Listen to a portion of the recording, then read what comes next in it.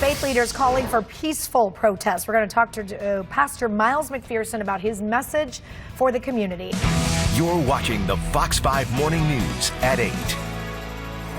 Faith leaders across the nation are calling for peaceful protests. Pastor Miles McPherson from the Rock Church joins us live with why that message is so important right now. Good morning to you, Miles. How you doing, Christina? You know what? Everyone feels a little heavy this morning. We felt heavy all weekend. And, you know, I heard you say something in another interview. You said you felt powerless when you first saw the video of George Floyd before he died. Can you tell us a little bit about that? Yeah, you know, I grew up, was born in 1960. Martin Luther King was killed when I was 8. I remember that, and dealt with racism all my life. And it wasn't until I saw George killed that I attached the word powerlessness to what I have felt for 60 years. I had never thought that. I didn't know what it was, and I know that's what a lot of people have felt. And what is erupting now is this sense of I'm not powerless anymore. I don't agree with the looting. Don't get me wrong. I think it's not the solution, but I know what I felt. That's where that word came from, and I've been processing that for the last week. And actually had me in tears yesterday, right before I spoke at church, because I was thinking about my grandparents and my parents and how powerless they must have felt. And I don't want to get into all their stories. But, you know, I have a white grandmother and a black grandfather, and they had to go to a different state to get married. And so I was just thinking of the word powerless, and that's what I've been processing all week. I see. And you spoke on race issues during yesterday's Rock the City show and during your sermon. So what's your message to those who maybe missed that broadcast? What did we miss?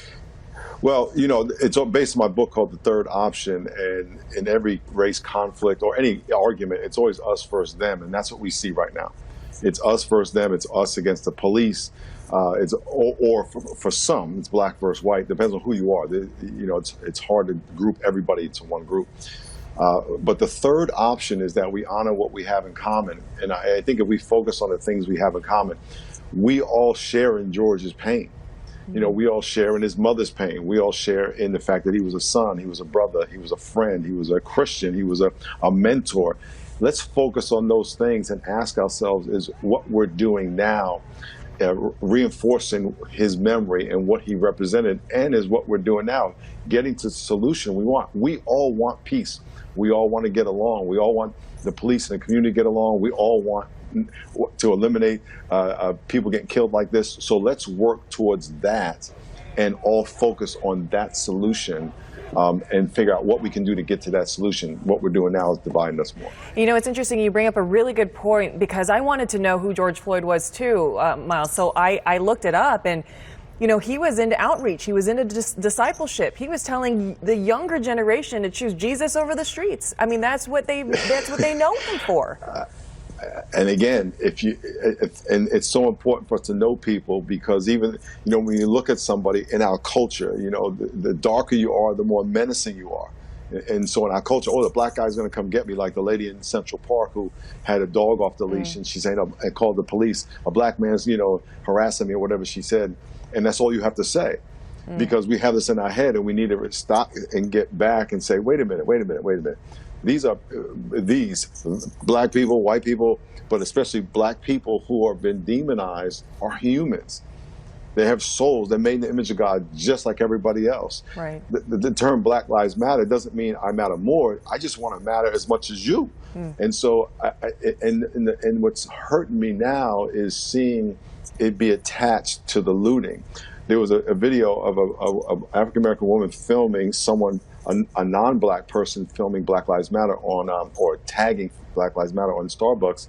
And she was saying, don't do that. We're going to get blamed for it.